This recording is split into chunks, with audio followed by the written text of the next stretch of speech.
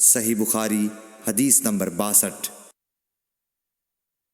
حضرت صلی اللہ علیہ وسلم نے فرمایا، درختوں میں سے ایک درخت ایسا ہے کہ اس کے پتے نہیں جھڑتے، اور مسلمان کی بھی یہی مثال ہے، بتلاؤ وہ کون سا درخت ہے؟